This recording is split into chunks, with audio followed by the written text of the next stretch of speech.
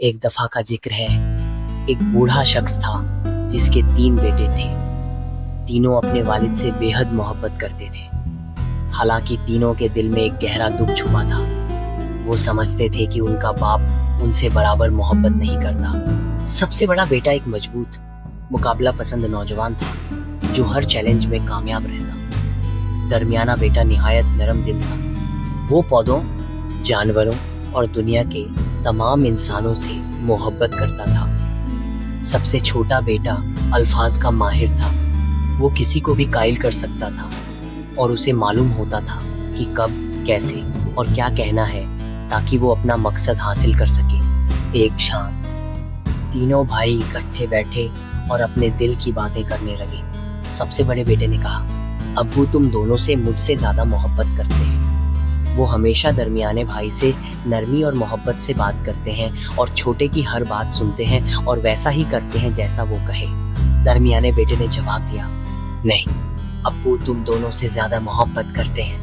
پھر سب سے چھوٹے بھائی نے کہا، ابو تو ہمیشہ بڑے بھائی کی تعریف کرتے ہیں، اور ہاں وہ میری بات ضرور سنتے ہیں، لیکن وہ تم دونوں سے مجھ سے زیادہ محبت کرتے ہیں۔ بالآخر سب سے چھوٹا بیٹا جھلا کر بولا، تم دونوں غلط ہو، ابو تم دونوں کو پسند کرتے ہیں اور مجھے تو جیسے کوئی پرواہ ہی نہیں انہیں۔ اس الجھن کو ختم کرنے کے لیے تینوں نے فیصلہ کیا کہ وہ اپنے والد کے پاس جا کر سچ پوچھیں گے۔ ابو ہمیں سچ سچ بتائیں، آپ کو سب سے زیادہ کس سے محبت ہے؟ ہم اس سوال کے جواب کے بغیر سکون نہیں پا سکتے، یہ ہمیں بہت تکلیف دیتا ہے۔ باپ نے سنجیدگی سے مگر سکون سے کہا، میں تم سب کے لیے ایک آزمائش رکھوں گا، جو ان تمام امتحانات میں کامیاب ہوگا اسے میں اپنا سب سے زیادہ محبوب قرار دوں گا۔ پہلا امتحان ایک فقیر کی صورت میں آیا۔ فقیر سڑک کنارے بیٹھا، گندے کپڑوں میں، مدد کا طلبگار تھا۔ سب سے بڑا بیٹا آگے بڑھا، اس نے فقیر کو سختی سے ڈانٹا، اٹھو کچھ کام کرو، دنیا میں سب کچھ محنت سے حاصل ہوتا ہے، خیرات سے نہیں۔ فقیر ڈر کر جگہ بدل گیا، مگر اپنی حالت نہیں بدلی۔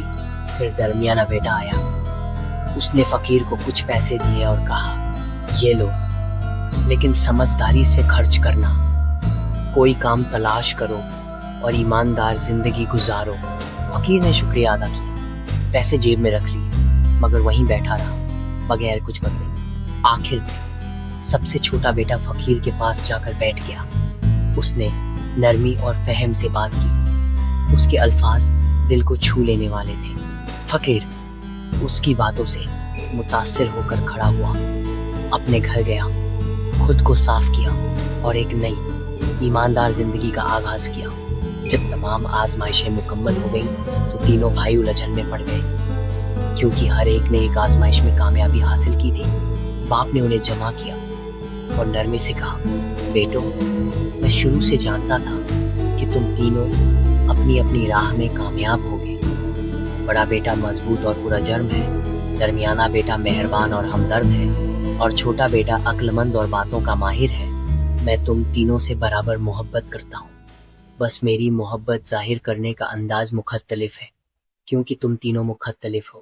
میری محبت کوئی مقابلہ نہیں، یہ بے حساب ہے، اور تم تینوں میں برابر تقسیم ہے۔ تینوں بھائی ایک دوسرے کی طرف دیکھ کر مسکرائے، ان کے دلوں کو سکون مل چکا تھا۔ اس دن کے بعد انہیں اپنے والد کی محبت کی گہرائی اور اپنی اپنی انفرادی خوبیاں سمجھ آ چکی تھی۔ اگر آپ چاہیں